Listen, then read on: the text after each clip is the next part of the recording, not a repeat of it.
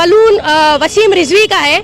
इसने पहले भी एक शर फैलाने की कोशिश की थी मगर वो कामयाब ना हो सका और आज दोबारा जो है उसने एक किताब निकाली मोहम्मद के नाम से, जिसमें उसने हमारे हुजूर पाक सल्लल्लाहु अलैहि वसल्लम की ज़रा बेहुरमती करी है और कुछ गलत चीज़ें इस्लाम को लेकर प्रोपोगेट करने की कोशिश की है। तो सबसे पहला एजेंडा हमारा वसीम रिजवी है, जिसके लिए हम सारी जमातें, सारी ऑर्गेनाइजेशंस मिलकर यहाँ पर ये डिमांड कर रहे हैं गवर्नमेंट से कि उसको बैंड किया जाए और जो भी मतलब के सज़ा बनती है वो उसको दी जाए। पहली बात, पहला एजेंडा। दूसरा एजेंडा जो है हमारा वो ये है कि त्रिपुरा में जो वायलेंस हुआ, वायलेंस सबको मालूम है क्या हुआ। वायलेंस में जितनी भी जुल्म और ज्यादती की गई, और अब तो खैर ये बात खुल गई है, एवरीथिंग इज एक्सपोज नाउ कि किस तरीके से मुसलमानों को वहाँ पे निशाना बनाया गया है।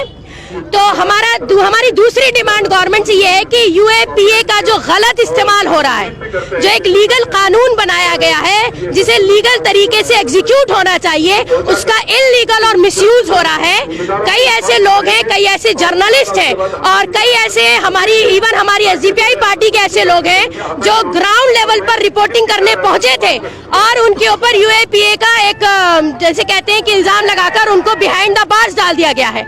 तो दूसरा एजेंडा त्रिपुरा का वायलेंस और दूसरी डिमांड के जितने भी लोगों को बगैर किसी वजह से और गलत इल्जाम में अंदर डाला गया है उनकी फौरन रिहाई हो जाए।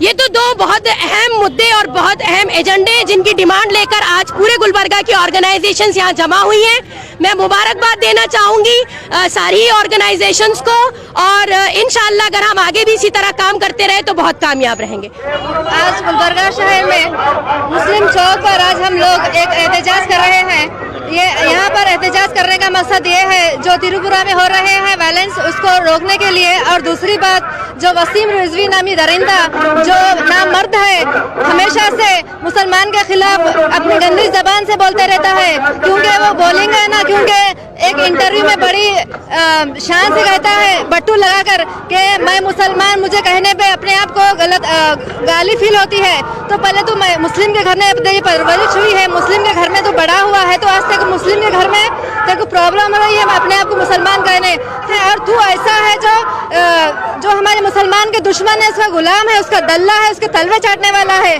तो मैं हुकूमत हिंद से गुजारिश करती हूँ कि जो वसीम रिजवी जो नए मंसूबे लाता है, कभी कुरान की इसमें गुस्ताखी करता है, कभी हुजूर की गुस्ताखी करता है, कभी फिल्म बनाता है, तो कभी हुजूर के नाम पे हुजूर के खिलाफ बुक्स बनाता है। तो ऐसे चीज़ों को रोकना बहुत ज़रूरी है। अगर जब तक इसको नहीं रोका जाए हम एहतजाज करते रहेंगे। और त्रिपुरा के जो वायलेंस हो रहा है, वो वायलेंस के लिए फर्स्ट ऑफ ऑल जो भी उसके अंदर इंगेज है उनको अरेस्ट करना चाहिए और उनको पनिशमेंट देनी चाहिए।